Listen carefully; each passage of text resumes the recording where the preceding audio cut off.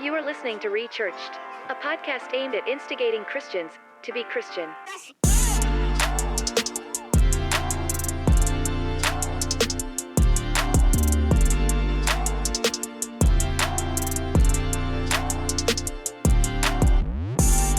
Hey, what's up, everybody? My name's Ethan, and you are listening to the Rechurched podcast, and I'm joined by my co-host, Matthew Maher. What's up, dude? What's up, guys?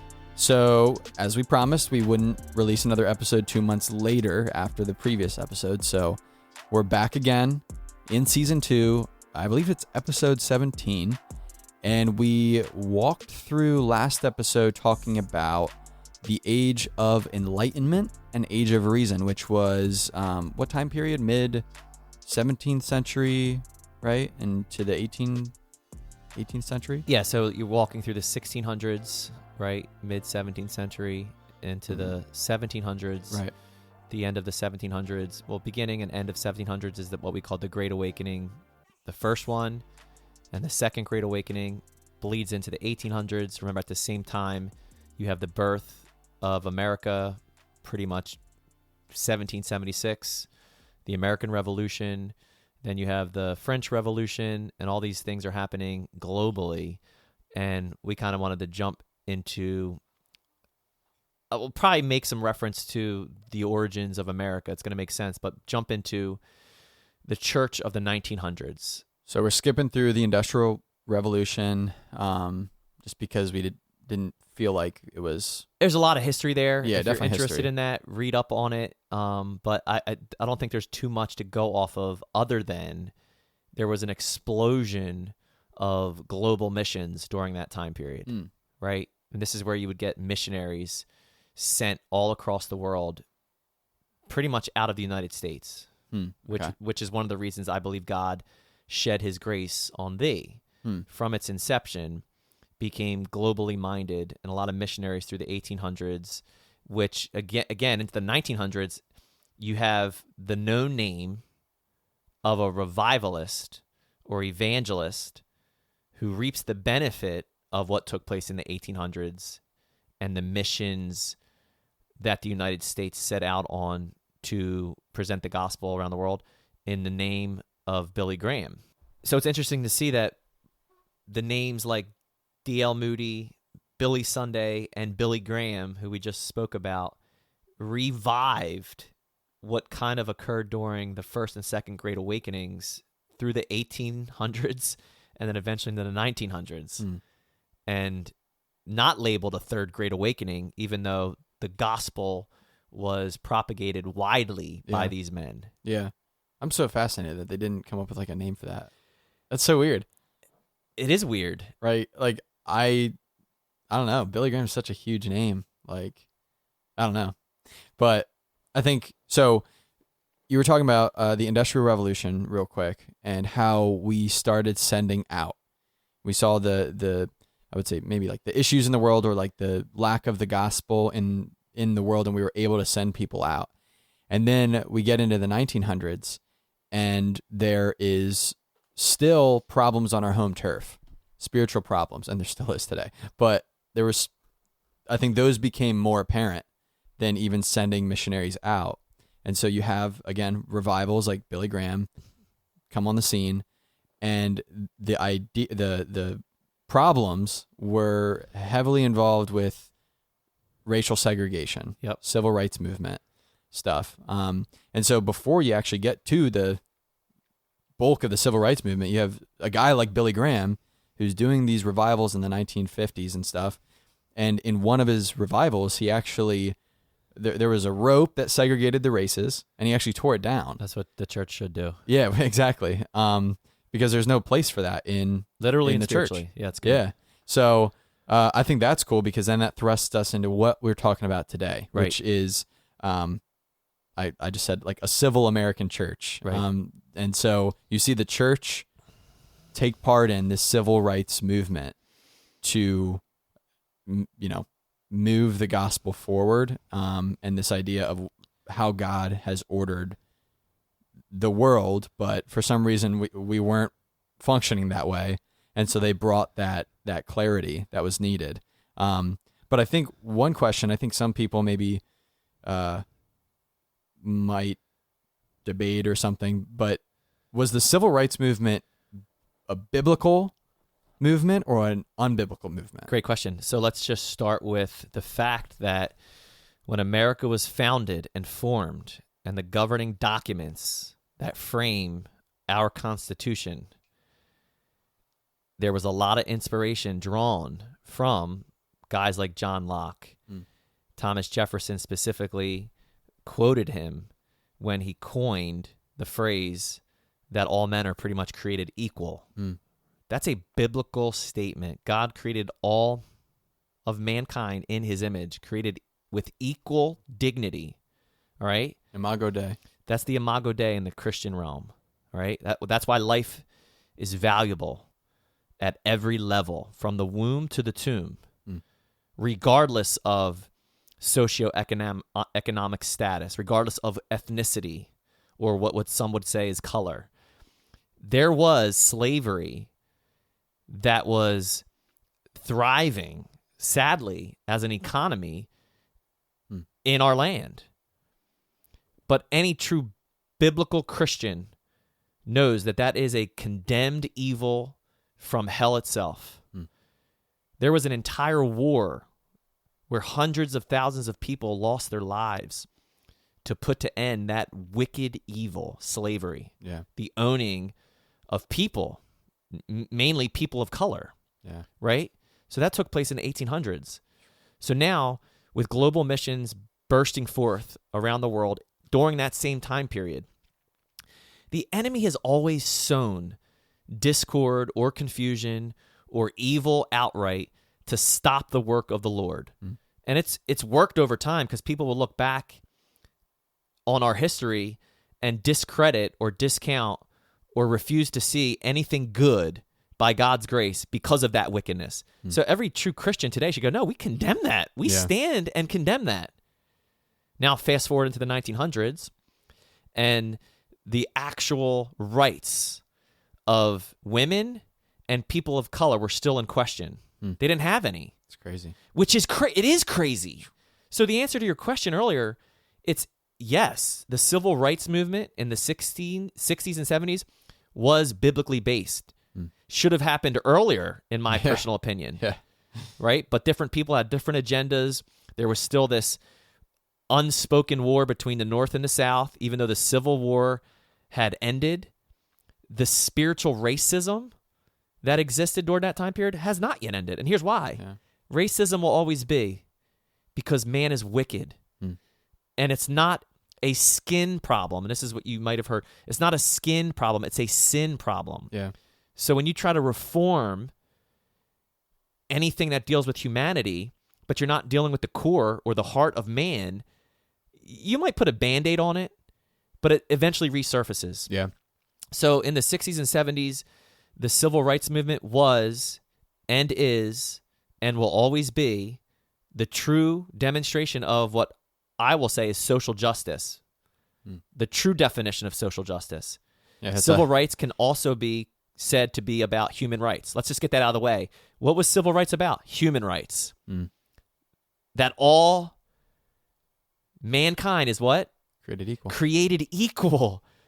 So there was segregation from transportation to, as you said earlier, Billy Graham saying, wait a second, you're trying to divide the crowd?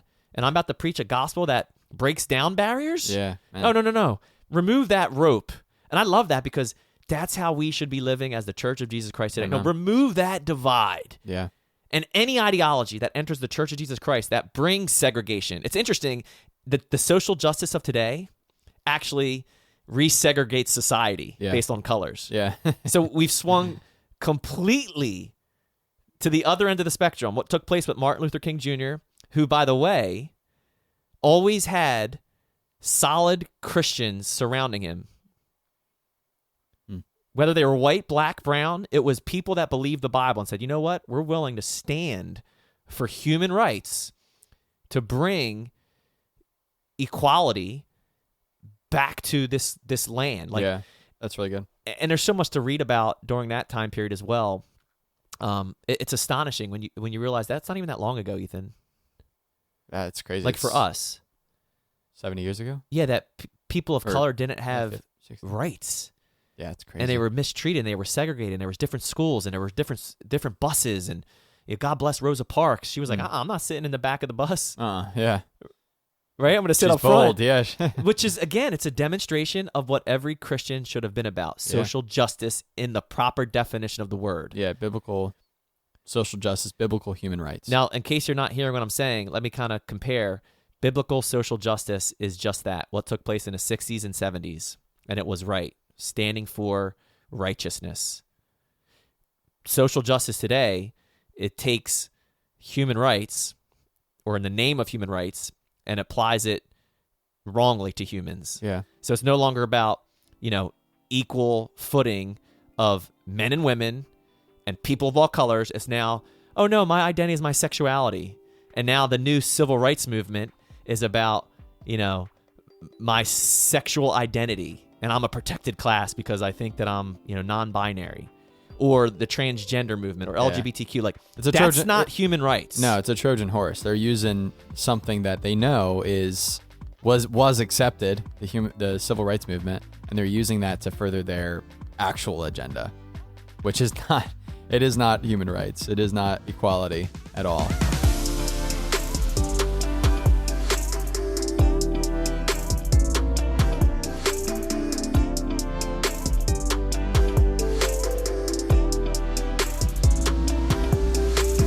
So Christianity and civil rights should go hand in hand. I think that's the basis of what we're trying to say. Christianity and civil rights, right? Civil duties should go hand in hand. And that I can make a biblical argument about the original civil structure that God gave Israel.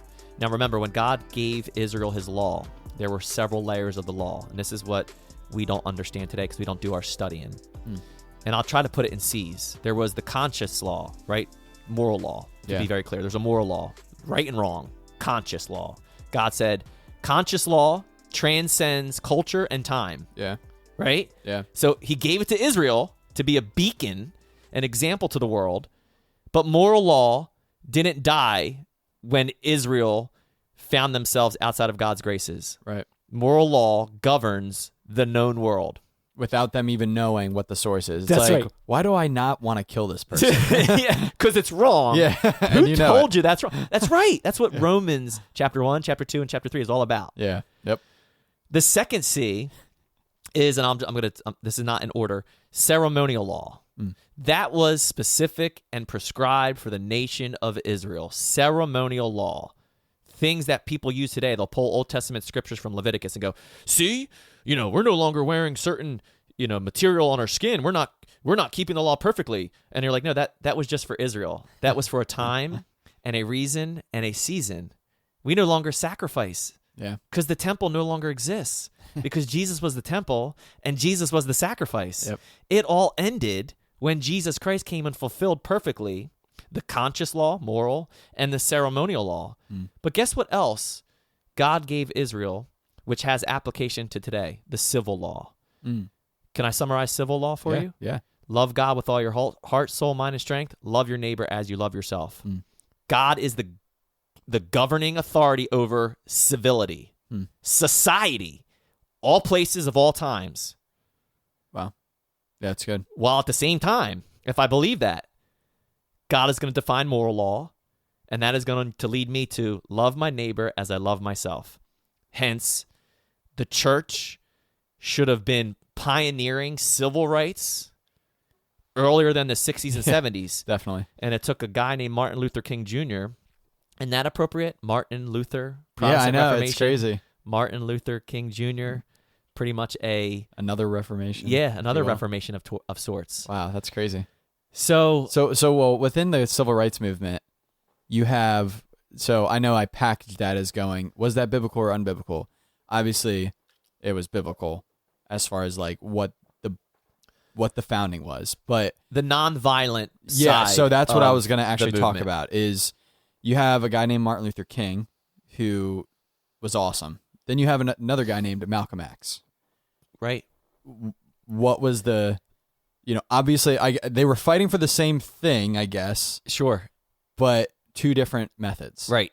What were those methods? That's great. I don't know much about Malcolm X. I do know the methodology behind what his following was accomplishing. There was more of a violent approach, so there wasn't a turn the other cheek. Martin Luther King Jr. was slap me on my cheek and I'll turn it, right? And he took that from the Bible. Yep. Take away my jacket and I'll give you my undergarment. Yeah. That's biblical. That's what Jesus said. Yep. Force me to walk a mile, I'm going to go 2. Yeah. Right? So it was a non-violent response, which wasn't reactive, it was redemptive. Yeah. They left God to be the one that would enact vengeance on their behalf. Vengeance is mine, saith the Lord. Malcolm X, and I'm not placing any blame on him, but there was a lot of violence reciprocated, an eye for an eye, in essence, but that just inflamed more of people's passions during that time period and created more of a divide, in my opinion. Yeah. Well, right? and you don't have, Martin Luther King was a solid believer. Malcolm X was not. I believe he was Muslim. So I think Malcolm X, we should probably research this, not just Muslim, but part of the Nation of Islam. Oh, yeah, that is a distinction. There is a different belief system to the Nation of Islam versus being Muslim, which is from the Middle East. So yeah, there is more of a violent bent to the Nation of Islam and perhaps what was birthed during that time period, the Black Panthers, right? Remember, a lot of gangs had their origin in protecting their neighborhoods and their communities. Do you know that? Makes sense. So like literal gangs, we know them as the 2 main gangs, and there's thousands now, the Crips and the Bloods. Yep. History, depending on who tells it, says those were groups that rose up to protect their communities and neighborhoods, but they take it too far, right? Yeah. The violence that now happens in cities where gangs run rampant is obviously not about protecting the community. It's about tearing it down. Yep. So that's beside the point. What do you have for us with Malcolm X? So it looks like Malcolm X was part of the Nation of Islam, which differs from actual Islam in certain beliefs. Right. May have been originally an American Muslim and then turned to the Nation of Islam during one of his stints in prison. Yeah. So it looks like Nation of Islam promotes racism, whereas Islam doesn't. Right. So it's interesting thinking about a guy like Malcolm X, who believed in, Nation of Islam. He was fighting racism with racism, similar to what we see today. Critical race theory, intersectionality. It's like, what's the fix? How do we fix racism? We focus on it. And it's like, actually, if we, like Martin Luther King, he focused on Christ. And obviously he focused on the need for change, but he didn't focus on racism. He focused on something that was outside of racism. What was his famous quote? I have a dream that my 4 little children will one day live in a nation where they will not be judged by the color of their skin, but by the content of their character. It's profound. That's really good. Right? That's how he demonstrated his efforts. Yeah. So not race, but character. So from the inside out, behavior matters. Yeah. The approach today, fighting racism with racism, takes that quote and inverses it. Right? It's not about the contents of your character. Yeah. It's about the color of your skin. And if you don't align with that, they will destroy your character even further. Yeah. Right. Well, it's the work of the devil. It's doctrines of demons that you're trying to combat something that's in the heart of man, which is sin manifested in discrimination or prejudice, aka racism, by trying to either deal with it from the outside, reform, which never works, or label everyone in several different categories. Yeah. And then there's like, all right, well, white people are always going to be oppressors, black people are always going to be oppressed, and no matter what happens in society, even between those that wear the uniform that's blue and anyone else, it's always racism. Yeah. Racist. And like, no, that's not the case. Yeah. So the church was active during that time period, and by God's grace was able to equalize rights, both with women and people of color. And during that same time period, in the 60s and 70s, there was this revival known as the Jesus movement. So think about that. While this is happening kind of like in the South, it bleeds up to the Northeast area, there was this revival happening on the West Coast in California that is called the Jesus Revolution. And how appropriate is that we're literally walking through this time period. It's so funny. And there's a movie out right now that covers the story behind Chuck Smith and Lonnie Frisbee and Greg Laurie, and it's called Jesus Revolution. And Jesus from The Chosen is in it, right? I don't know. I think that was a bad cast. That's right. Yeah, and I'm like, Jesus, what are you doing? I haven't seen the movie yet. I haven't seen either. I think a lot of people from the church went and saw it, and I've heard nothing but good things. I've done my research about that time period. It's interesting that some of the things we covered during the first and second Great Awakening kind of resurfaced during the Jesus Revolution. Yeah. So it wasn't just hippies that were coming to the Lord.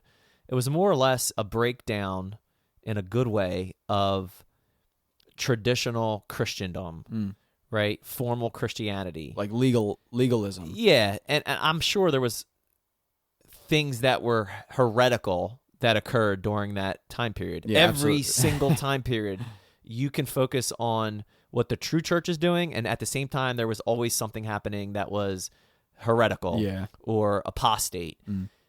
Absolutely. Same thing that's happening with the Asbury revivals. Yeah. There's probably good things happening, and there's probably terrible things happening. Yeah. Time will tell. In the Jesus Revolution, if people were coming to the Lord Jesus Christ in droves, and the church was being revived, and an unreached demographic of people felt like they could step foot in the church, I don't know if God's angry. As long as his word is being proclaimed, doctrine isn't being compromised, and it's not centered on emotionalism, right? The emotional experience or altar manipulation. Come to the altar, say a quick prayer, I accept Jesus into my heart. Meanwhile, nothing in your life changes radically from the inside out. You don't have a new heart. You don't have a new mind. You don't have a new spirit. You don't have a new thought process. You're living the same way. I'd love you enough to tell you probably aren't saved. And you probably weren't saved if you were a part of any of those movements. Yeah. So Jesus movement because of people came back to Jesus. But I think every move of God should be called something movement. Like God is always doing a thing. He's always moving. Yeah, I think what makes the Jesus movement interesting to, I think what people like Gen Z are looking for now in just a different way, but, and maybe this won't make sense, but in the Jesus movement, there was a lot of hippies, obviously, like doing acid, eating shrooms. Psychedelic experiences. Yeah, psychedelic experiences. They were looking for truth somewhere. And they were having all these experiences like we talked about in last episode. And then they were, I would say revived, to under the banner of Christ. Wasn't Terrence one of our very own, like part of that whole movement? Yeah, he has testimonials from the West Coast during that time period with Calvary Chapel. It's crazy. Shout out Terrence. One of our very own pastors at the church lived through this time period. Yeah. And he's the man. So I think he was saved through it. Yeah. Right? Through the revitalization that occurred during that time period. Yeah, I think you're right. So it's interesting that happens, the Jesus movement, and nowadays, like Gen Z is having not their psychedelic experiences, but they're having their social media experiences, and they're just constantly being inundated with all these different ways of thinking and the universe and all these things, but just digitally. But they're looking for truth, and I think that's like there's a unique opportunity there. Not to get off track, but I think they're like the cycle might be coming back around in just a different way. But yeah, I would hope so. And again, to reference the Asbury revival, other college campuses and young adult communities are claiming revival. And I'm saying, hey, time will tell if that be true. And there's a true sense of revitalization to the body of Christ of all generations. It starts with the next generation or the youth amongst us. Then to God be the glory. But I will tell you this: you will know that if those conversions are true, you will see an immediate impact on society. Yeah. Right? Because you can do nothing but be two agents of influence if you are truly a follower of Jesus Christ. One, light. You will light up darkness if you are a follower of Jesus Christ. You will not tolerate darkness, in essence. You can't. I've never seen light tolerate darkness, Ethan. And you will be the salt of the earth. You will be a preservative of biblical Christian values. If it was just hype and emotionalism and an experience, which a lot of the critiques of the Jesus movement says it was, right? There was open air baptisms on the beach, open air concerts. That's where the term Jesus freak came out of. You know that? You're one of those Jesus freaks. DC Talk. Yeah, remember DC Talk? Oh my gosh, yeah. When I hear Jesus freak, I say in my mind, are you a Jesus freak? It's like, no, I'm Jesus free, right? There's a huge difference. Jesus freaks have like a negative connotation. That's a weirdo. Jesus free is I am not defined by my culture. I am a citizen of heaven. I am free from sinfulness. I am free from worldliness. And I am free from fearfulness as a follower of Jesus Christ, right? And whom the Son sets free is free indeed. So we've covered a lot of ground during this episode. We skipped a full century, pretty much, without going into detail, jumping into what is known as the civil rights movement to label it as the church finally entering the civil space. Because prior to that, there was this lie that the church and the state should be separated. Yeah. And that lie still exists. Yeah. That's not true. There is no such thing as separation of church and state. And we've covered that. And we've covered that. Several fact, times. I'm learning now, going through something that we're all going through at the church, Ethan, the true definition of separation of church and state. And I think season maybe 3 or 4 or 5, Lord willing, is going to cover these exact instances that's happening at our church. So stay on. Be on the lookout for whatever season that's dropping. Yeah. That is dropping. So and if you're like, what the heck is he talking about? Keep following. You will see. Yep.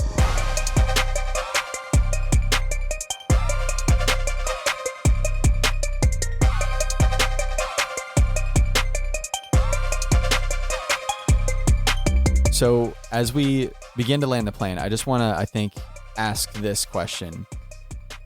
The civil rights movement was good, and the Jesus movement was probably good, maybe a little bad, maybe, but let's say it was good. The church was awoken into and put into action again. It was sort of asleep, maybe out of certain spaces or not doing certain things because, music can't be in the church or this can't be, And so they took their grips off of certain things and started marching forward. But then before we get into next episode where we talk about American complacency. Right. There's things that happened, I guess. I don't know exactly how, but maybe you can kind of shed some light on it, of how the church has gone from standing for truth in the civil space to then, under the guise of, we are being truthful in love and just trying to love everyone, but being totally ineffective. I think that is what happened sort of after the civil rights movement, after the Jesus movement, that maybe it wore off and then into the 2000s, and we'll get into it next episode. But what happened to the church? Did we just get comfortable? Did we start to enter the civil space and start affirming things that we shouldn't have affirmed because we just kept going down this line of, that's right, let's be open-minded? Yep. This is an interesting thought that just hit me. During that same time period in the 60s and 70s was some of the most radical decisions that came down from either the Supreme Court or were written on the law books that removed the reading of the Bible and prayer and legalized abortion. That same time period. So it's almost like while the church was spearheading civil rights, trying to bring equality to that space for all man, people of color, women, it was as if like the enemy was working overtime behind the scenes to get the Bible out of the school, to get prayer out of the public square, and of course to commit a national atrocity with the legalization of abortion in 1973 with Roe v. Wade. And I think we've never recovered from there. Yeah. So I think we were told, now you got to get out of that space, Yeah. and you shouldn't care about policy or politics. And the church kind of sat on the sidelines, comfortable. You know, we had our services, the 80s, the 90s, the 2000s. Started fringe culture. The fringe culture, that's right. And you start to see a complete warping of what is called American values, which was built upon Christian values, right? From a biblical worldview or Western values. Now we're not in a postmodern world. I say we're in a post-truth world. Yeah. We are in a post-truth America. And I think the church, the remnant church, is finally being aroused and waking up. Yeah. So I wrote a thought recently about the woke church, right? The woke church used the mantra of love your neighbor during some very sensitive times recently, right? Yeah. Love your neighbor. If you don't get the vaccination or you don't put on a mask, you're not loving your neighbor. So it was shaming. You shamed people into doing that. And it's interesting that the facts of those two things are actually exposed now, today. Nobody can deny it. You can't even deny it anymore. It's not like, it happened. So love your neighbor built upon lies and fear isn't true love at all, to answer your question. And the church that was awake was warning people, trying to tell the truth when they were being called liars, and trying to present faith so that you wouldn't be paralyzed by fear. And you saw these two wars take place pretty much. I don't know if that really answers your question, that definitely but helps. Yeah. I just think the church has been lulled to sleep and believed a lot of lies. And that's why these seasons are so important. I hope that you're learning how to discern the difference between truth and lies. That's one of the litmus tests of knowing you're in Christ, is you can actually spot a lie. Yeah. So 60s, 70s, into the 80s, and where we're at today, the complacent church has hopefully been aroused by some of the persecution that we're currently experiencing for holding to biblical values. Yeah. And we'll go over that further in next episode and probably go through those details. But thank you for listening to this episode. We are just so thankful for your support in listening. And, you know, if you love this episode and this podcast, make sure to share it with your friends, whether on social media or text them or whatever you have to do. And make sure you're subscribing to the podcast and tapping the bell icon to be notified when we release a new episode, which is usually Mondays. So before we close the episode, we want to give you one more chance to submit a question for season 2 Q&R episode, the question and response episode that will happen at the end of the season. So you can do that by going to rechurchpodcast.com, scroll down and look for the submit button and just click that, fill out the form, and bada bing, bada boom, you'll be done.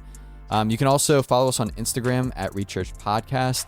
And we try to stay somewhat active on that and balance that with the many things that we have to manage. But you can engage with us there as well. And we will see you guys in the next episode. God bless.